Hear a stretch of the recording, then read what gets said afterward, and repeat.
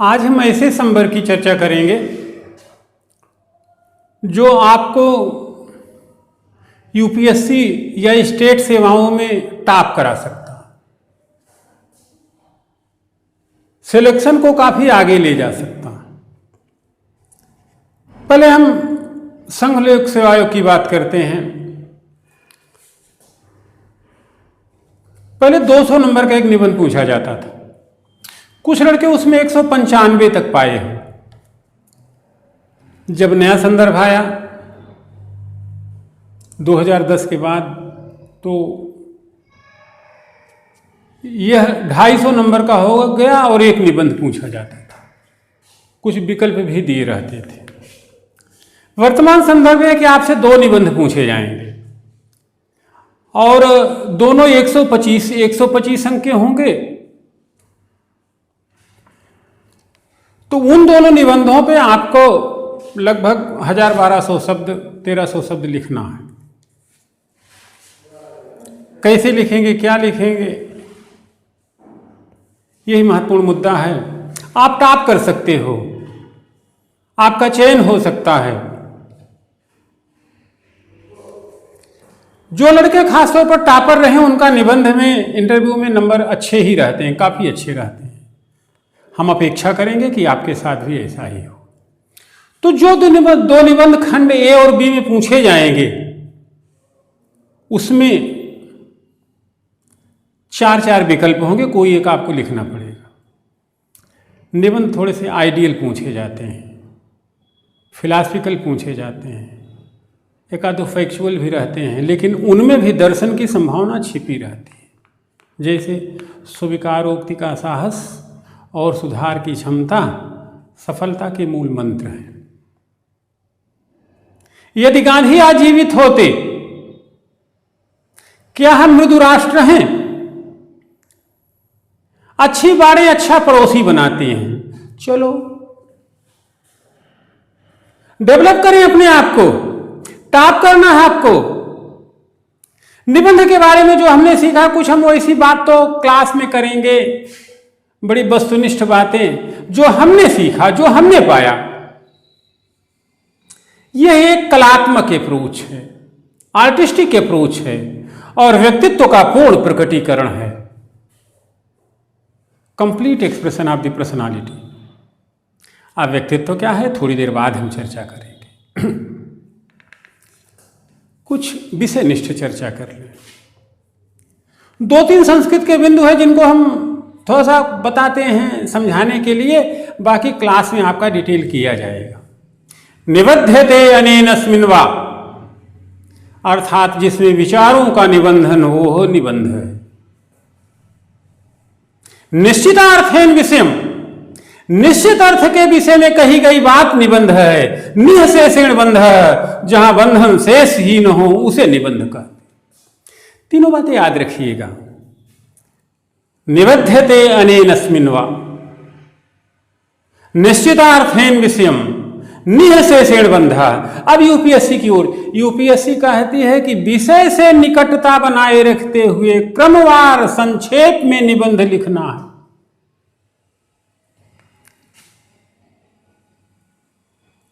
सटीक और प्रभावी अभिव्यक्ति के लिए, टू द पॉइंट अभिव्यक्ति के लिए, सुलेख के लिए श्रेय दिया जाए।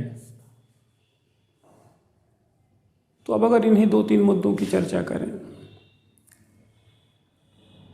तो थोड़ी सी बातें। निबंध शब्द की उत्पत्ति बंधनार्थ अर्थ में बंध धातु से हुई, जिसका अर्थ होता बांधना। पहले इतना लिखने पढ़ने की व्यवस्था तो थी नहीं, तो प्राचीन काल के लोग भोजपत्रों में लिख लिख करके उसको आपस से सी कर फोल्ड करके रख देते थे। यानी कि जहाँ विचार बांधे जाएं उसे निबंध कहा जाएगा। और विचार विकसित होते हैं समय से, समाज से, सोच से, विचार से, लिखने से, पढ़ने से, पूछने से, परखने से, सीखने से, सपने देखने से, मिथक बनाने से, मिथक तोड़ने से। तो इस तरीके से आपको अपने विचारों को बनाना है। मुद्दों की डिटेल तो हम क्लास में करेंगे ही करेंगे, क्योंकि यह बहुत इंटरेस्टिंग टॉपिक है। निश्चितार्थेन विषयम का, जैसे आपको छोटी सी बात बताएं, कोई निबंध पूछा जाता है तो लड़का कहता है कि पहले भूमिका लिखेंगे तो यह करेंगे फिर उसका इतिहास। ऐसा कुछ नहीं है, टू द पॉइंट, एग्जैक्टिट्यूड, जो पूछा गया है वही, उसी के हिसाब से भूमिका, उसी के अनुसार विश्लेषण, विषय से निकटता, थोड़ा सा इधर उधर भटकाओ, नंबर में कटौती।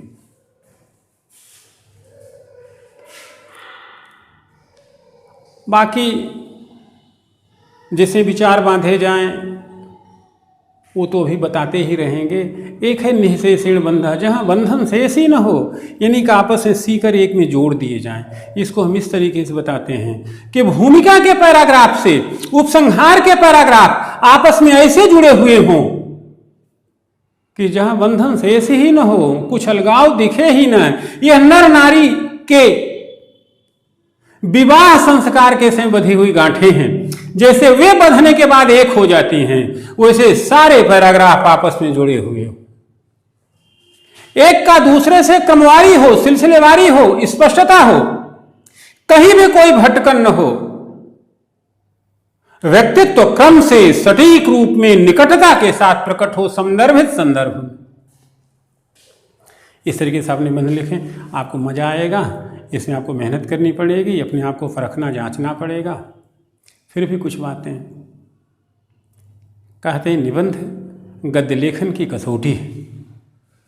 निबंध भाषा का उच्चतम रूप है, जहाँ पर प्रांजल और मानक भाषा अपेक्षित।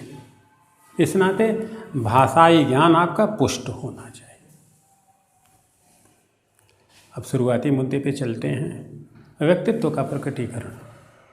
अब व्यक्तित्व क्या है, व्यक्तित्व कैसे डिफाइन किया जाए, कल फिर हम चर्चा करेंगे।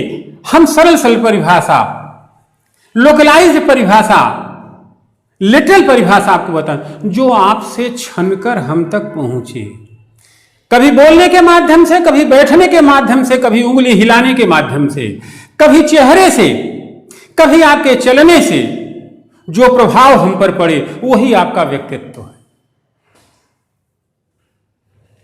तो यहां तो लिखने के माध्यम से, तो व्यक्तित्व सोच से, विचार से, लेखन से अपना आपको दूसरे के समक्ष प्रस्तुत करना। अभी हम व्यक्तित्व के एक पहलू की चर्चा करें। जैसे मुस्कुराहट एक शब्द है, स्माइलिंग। अब स्माइलिंग को आप इतने हल्के अर्थों में न लें। एक स्माइल दो जनों को जोड़ देती है, जीवन भर का साथ बना देती है। अगर मुस्कुराहट वैसी हो तो क्या कहना है, व्यक्ति कहां जा रहे हो यार, अब तो हम लोग साथ साथ चलेंगे, तो मुस्कुराहट ऐसी हो, मुस्कुराहट के माध्यम से आपका व्यक्तित्व इस तरीके से सामने वाले के समक्ष प्रस्तुत हो, पसरे, प्रसरित हो, उसके अंतःकरण में हृदयंगम हो। कुछ बातें और कहते हैं, मुस्कुराहट में 5 बातें जरूर, जिसे हम 5S टेक्नोलॉजी कहते हैं, 5 सा जरूर हों। पहला, मुस्कुराहट में स्नेह हो। दूसरा, सम्मान हो। तीसरा, सेंस हो। चौथा, कुछ सीक्रेट हो। और 5वां, सेक्स हो। नहीं कि आप जैसे चाहे तहीं मुस्कुरा सकते हैं कि मुस्कुराए गिर पड़ रहे हैं बिल्लियों के तरीके से। आपकी मुस्कुराहट, आपने पिक्चर देखी मैंने प्यार किया, जिसमें डायलॉग था सलमान खान का कि माँ का, कि क्या वो बड़ों को सम्मान, छोटों को स्नेह, हम उम्र से अपनापन रखेगी। वही बात कि आपकी मुस्कुराहट बड़ों को सम्मान दे रही है, छोटों को स्नेह दे रही है, हम उम्र से अपनापन दिखा रही है। यदि ऐसा कर रही तो आपकी मुस्कुराहट कंप्लीट है। यानी कि आपके मुस्कुराहट में स्नेह हो, सम्मान हो, सेंस हो, उसका कुछ सिक्रेसी भी हो। वस्तुतः यही अस्तित्ववाद का नियम है कि कुछ ऐसा न खुल जाए कि सब कुछ सामने आ जाए, आप कुछ बचे ही न रहें। थोड़ी सेक्रेसी भी होनी है, और सबके बाद मुस्कुराहट में सेक्स भी होना चाहिए। सेक्स नहीं तो मुस्कुराहट। तो इस तरीके से अगर आपकी मुस्कुराहट एक सिस्टम के साथ जाती है, 5 सा के धरातल पे जाती है, तो आपकी मुस्कुराहट कंप्लीट मानी जाएगी। आप किसी के बन सकते हैं, कोई आपका बन सकता है। एक एग्जाम्पल बताते हैं आपको। ग्रीन पार्क तो आप जानते होंगे, कानपुर का क्रिकेट स्टेडियम है। एक बार मैच खेला जा रहा था 90 के दशक में, तो मनोज प्रभाकर और नवजोत सिंह सिद्धू पूरा ओवर खेल गए, 166 रन बना। उस मैच में संजोग से नैन मोगिया को नहीं खिलाया गया था। अब 166 रन तो पीछा करना कोई मुश्किल काम नहीं था, टीम हार गई। तो जब नैन मोगिया वहां से उठा स्टेडियम से, तो वैसी कुटिल मुस्कान के जैसे कहा, ठीक बेटा नहीं खिलाओ तो मजा काटो। तो मुस्कुराहट तो भी है, यह मुस्कुराहट श्रेयपूर्ण नहीं। मुस्कुराहट जो जोड़े, जो अपनापन दिखाए, उसे मुस्कुराहट कहते हैं। किंतु यहां पे संदर्भ सोच विचार मुस्कुराहट का नहीं बल्कि लेखन का है। लेखन के माध्यम से आपको परीक्षक के सामने प्रस्तुत होना है, संदर्भित संदर्भ में क्रम से, अच्छी अभिव्यक्ति के साथ, संक्षिप्त भाषा के साथ, शिष्टता के साथ, विनय के साथ, आलोचना भी हो तो शिष्ट हो। इस तरीके से आपको निबंध लिखना है। तो यहाँ लेखन आपकी अभिव्यक्ति का माध्यम है। आए लेखन के थोड़े हम आपको महत्व बताते हैं। लोग कहते हैं कि जवाहरलाल और गांधी में वैचारिक धरातल पे बड़े मतभेद थे। इसके बाद भी नेहरू जी गांधी की प्रियता प्राप्त करने में सफल रहे, और लाभ क्या हुआ कि भारत के प्रधानमंत्री बने। उसके पीछे तमाम बातों का डिस्कशन हिस्ट्री में होगा। जब कभी ऐसी परिस्थितियां आती थीं या कोई ऐसा भ्रम पैदा होता था, तो नेहरू जी पत्र लिखते थे, और पत्र के माध्यम से अपनी बातें गांधी जी के सामने प्रस्तुत कर देते थे। क्या थी लिखने की उनकी कला कि बापू ढेर सारे भ्रम हैं, नहीं फैलाए गए हैं, हम ही आपके सच्चे शिष्य हैं, हम ही आपके सच्चे अनुयायी हैं। स्वतंत्र भारत में आपके बताए गए मार्ग का हम अच्छा निदर्शन करेंगे, अच्छा फॉलोअप करेंगे। इस लेखन का फायदा तो आपके सामने, नेहरू जी प्रधानमंत्री हो गए। अब लेखन से प्रधानमंत्री होना, लेखन से आईएएस होना, बातें स्पष्ट हो चुकी। अच्छा लिखें, सटीक लिखें, विषय से संबद्ध लिखें, संक्षेप में लिखें, प्रांजल और मानक भाषा के साथ लिखें, सुलेख लिखें, कितना भी नंबर पा सकते हैं। तो ये सब बातें हैं। अब आप कहोगे हम पढ़े लिखें क्या निबंध के लिए? तो निबंध के ढेर सारे स्रोत बताने के पहले एक बात हम आपको बताते हैं। हम बड़े अंग्रेजी भाषी हो गए, हम बेकन को याद करते हैं, इनको याद करते हैं। चलो, कहते हैं पश्चिम में जो स्थान निबंध के क्षेत्र में बेकन को है, भारत में वही स्थान रामचंद्र शुक्ल को। तो अगर निबंध अच्छा लिखना है, जैसे एथिक्स के लिए डी सुब्बा राव की भी किताब पढ़ लीजिए, कोई और किताब भी पढ़ लीजिए, अतुल लोहिया की भी किताब पढ़ लीजिए, लेकिन बीपी वर्मा की किताब तो पहले पढ़नी ही पड़ेगी, आचार शास्त्र के सिद्धांत। इसी तरीके से यदि आपको अच्छा निबंध लेखक बनना है, तो शुक्ल जी के चिंतामणि के शुरू के 10 निबंध तो पढ़ना ही पड़ेगा। जगत का सार छिपा हुआ वहां पर, वहीं पे समाजवाद, वहीं पे पूंजीवाद, वहीं पे लालच, वहीं पे लोभ, वहीं पे ईर्ष्या, वहीं पे घृणा, वहीं पे दोष, वहीं पे विकार, सब वहां पे समाहित है। तो शुक्ल जी के निबंध को पढ़े बिना, अब प्रेमचंद के गबन गोदान और मानसरोवर की कहानियां पढ़े बिना हिंदी माध्यम में अच्छा निबंध लिखने की बात अगर आप सोच रहे हैं तो भूल जाए। तो शुक्ल जी के 10 निबंध आप पढ़ें।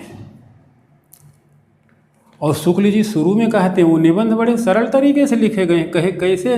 विंध्याचल की पहाड़ियों में टहलते हुए शुक्ल जी कहते हैं, इस पुस्तक में मेरी अंतर यात्रा में पड़ने वाले कुछ प्रदेश हैं। यात्रा के लिए निकलती रही बुद्धि हृदय को साथ में लेकर, मार्ग में भावाकर्षक स्थानों पर जहां मन रमता गया है वही बुद्धि अपनी प्रवृत्ति के अनुरूप कुछ कहती गई है। इस तरह से यात्रा के श्रम का परिहार होता रहा है। यह मैं सुधी पाठकों पर छोड़ता हूं। यह निबंध व्यक्ति प्रधान है कि विषय प्रधान? तो मनोविकार, क्रोध, ईर्ष्या, करुणा कैसे लिखी गई? विंध्याचल की पहाड़ियों में टहलते हुए आप भी दिन भर में एक बार अकेले होते होंगे।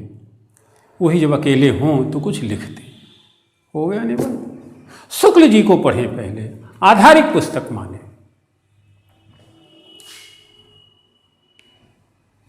इतनी ज़्यादा उपादानों अप्रोचों के बाद डिटेल तो क्लास में होंगे मन से, अभी हम इतनी बात कहेंगे।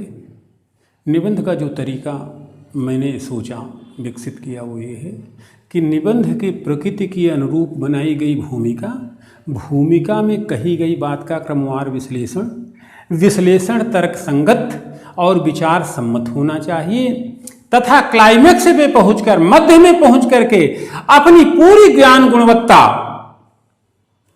निबंध के संदर्भ में कापी में उतर जाए। फिर एक शालीन झुकाव लिए हुए उपसंहार लिखें।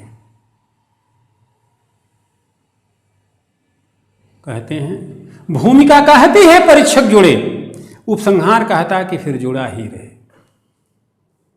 कितना भी अंक आप पा सकते हो। पूर्व पश्चिम पिक्चर आपको याद होगी तो मनोज कुमार एक गीत गाता है, जब दिया दशमलव भारत ने तब दुनिया को गिनती आई, भारत का रहने वाला हूँ, भारत की बात सुनाता हूँ। तो मदनपुरी वहाँ बैठा रहता है। तो जब मनोज जी थोड़ा सा कह के चुप होते हैं तो कहता है हाँ हाँ सुनाओ सुनाओ और। तो जब और वाह वाह की बातें आने लगे, अंत में परीक्षक का मन हो कि कुछ और लिख दिया गया होता तो कितना भी अंक मिल सकता है। 80% की गारंटी पा तो 100 भी सकते हो। तो इस तरीके से व्यक्तित्व बनाएं, जिसे कहते हैं ना कहा तो किया, बोल दिया तो कर दिया। यही आपकी पर्सनालिटी है। उसमें अप एंड डाउन होगा तो पर्सनालिटी कंप्लीट नहीं मानी जाएगी। इसी तरीके से निबंध पर आप ध्यान दें और धीरे धीरे इसको डेवलप करें। निबंध आपका बहुत अच्छा होगा, आप कितना भी अंक पा सकते हैं। किंतु ध्यान रहे यह एक दिन का काम नहीं है।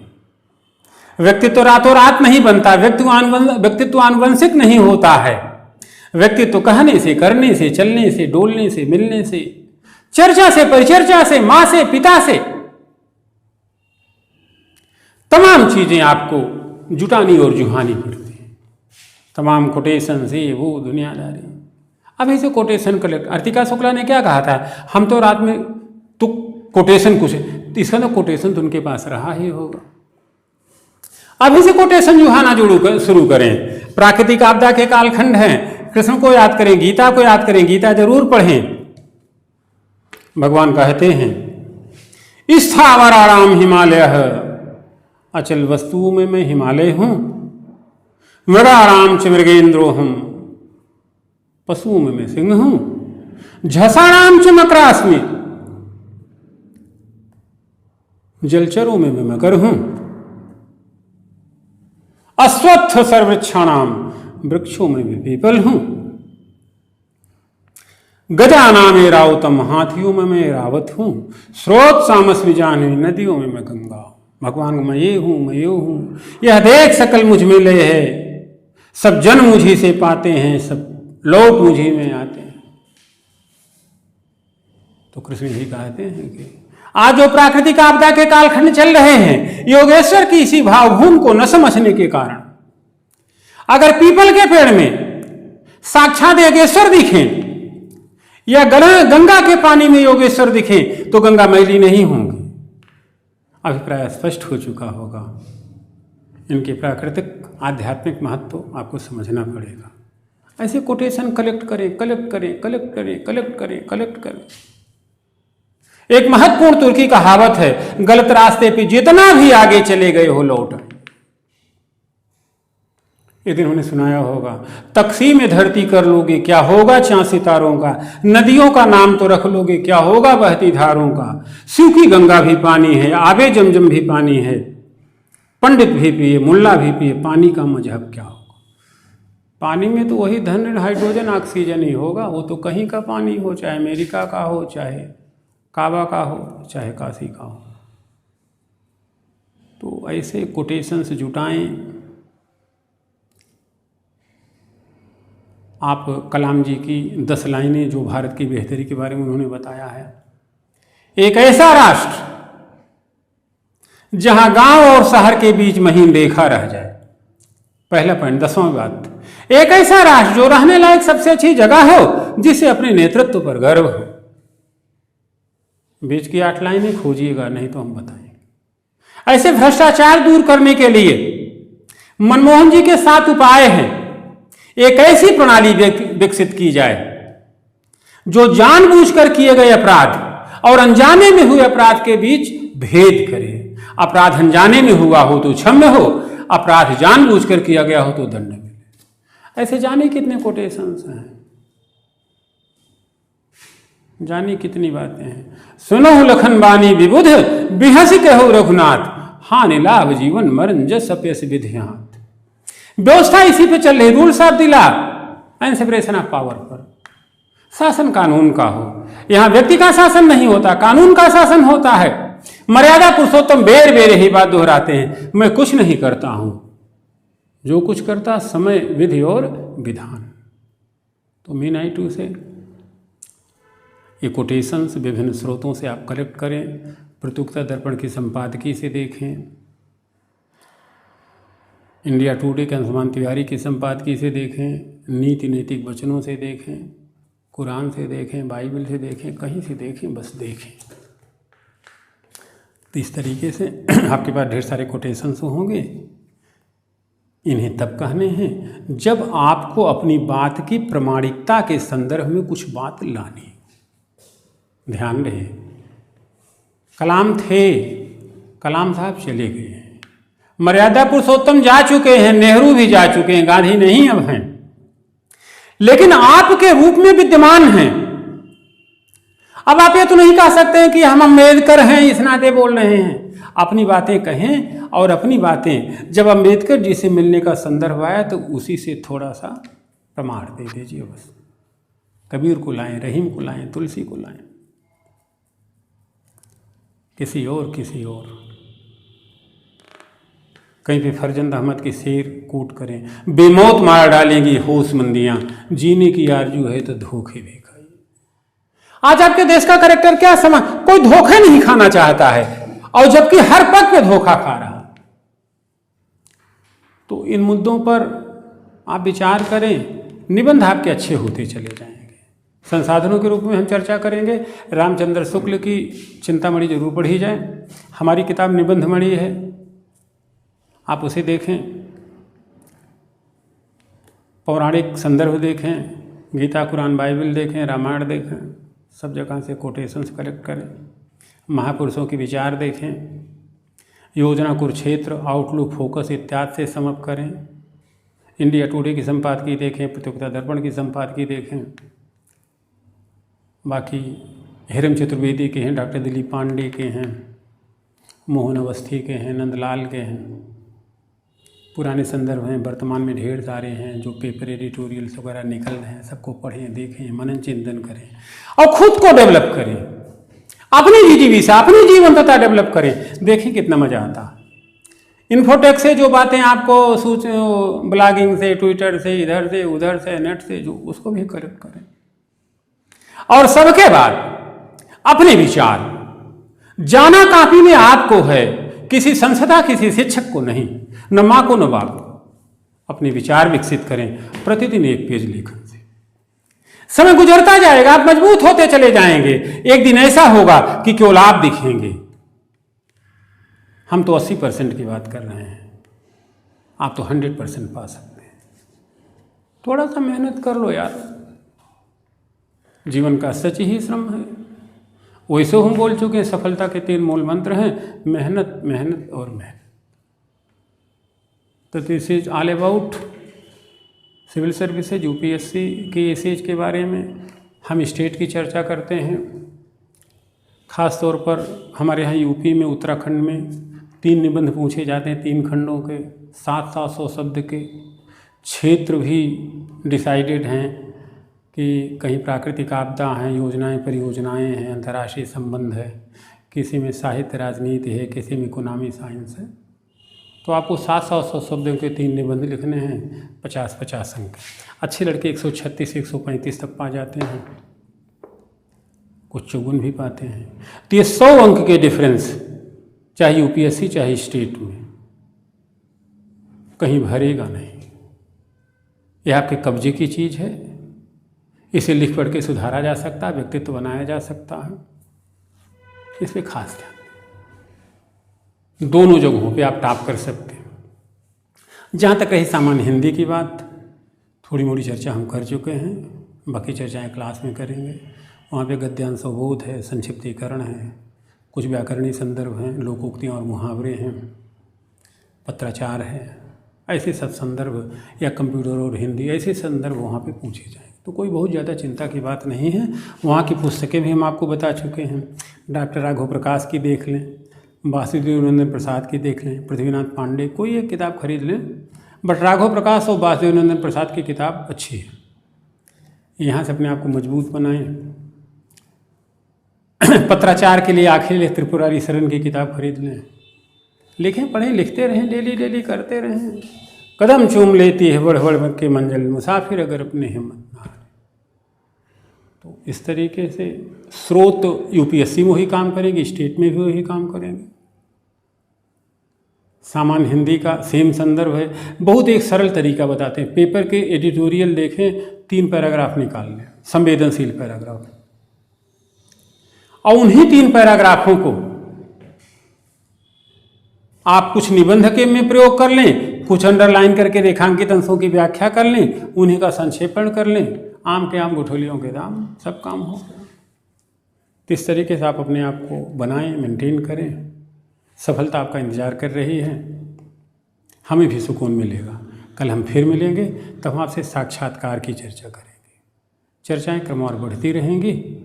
अगली चर्चा होगी हमारी अध्यापन रणनीति की, फिर हम आगे बढ़ते रहेंगे। धन्यवाद।